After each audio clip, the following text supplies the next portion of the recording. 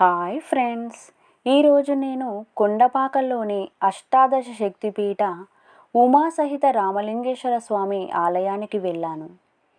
ఈ ఆలయంలో రామలింగేశ్వర స్వామితో పాటు పార్వతీదేవి అలాగే అష్టాదశ శక్తిపీఠాలు ఉన్నాయి. ఒకే చోట మనం అష్టాదశ శక్తిపీఠాలు దర్శించుకోవచ్చు. మధ్యలో రామలింగేశ్వర స్వామి, చుట్టూ అష్టాదశ శక్తిపీఠాలు ఉంటాయి.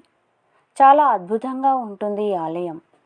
ఒకే చోట మనం అష్టాదశ శక్తిపీఠాలను దర్శించుకోవడం మన అదృష్టం.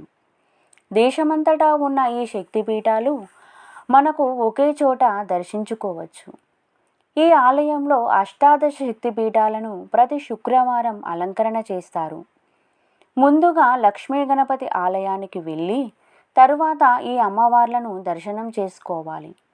భారతదేశంలోనే ప్రప్రథమ అష్టాదశ శక్తిపీఠాలు ఉన్న ఒకే ఒక ఆలయం ఇది.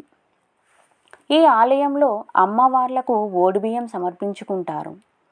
అందుకే నేను అమ్మవార్లకు ఓడిబియ్యం సమర్పిద్దామని ఉదయాన్నే లేచి ఓడిబియ్యమైతే ఇలా సిద్ధం చేసుకొని అష్టాదశ శక్తిపీఠాలకు ఓడిబియ్యం సమర్పించాను.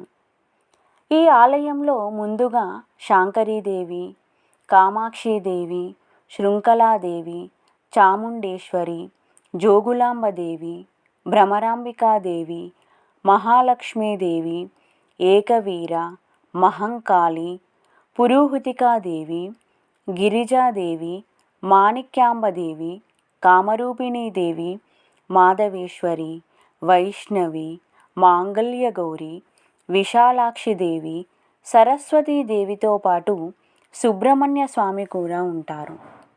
ఇలా అందరినీ దర్శనం చేసుకున్న తర్వాత మేము మా వాసవి క్లబ్ తరపున గోరింటాకు సంబరాలను చేసుకున్నాము. ఆషాఢంలో గోరింటాకు పెట్టుకోవడం అనేది మన తెలంగాణ సాంప్రదాయం. అమ్మవారిని అలంకరించి పూజించి అందరం గోరింటాకు పెట్టుకున్నాము. మీరు కూడా ఈ ఆలయాన్ని దర్శించుకొని ఈ అమ్మవార్ల కృపకు పాత్రలు కండి.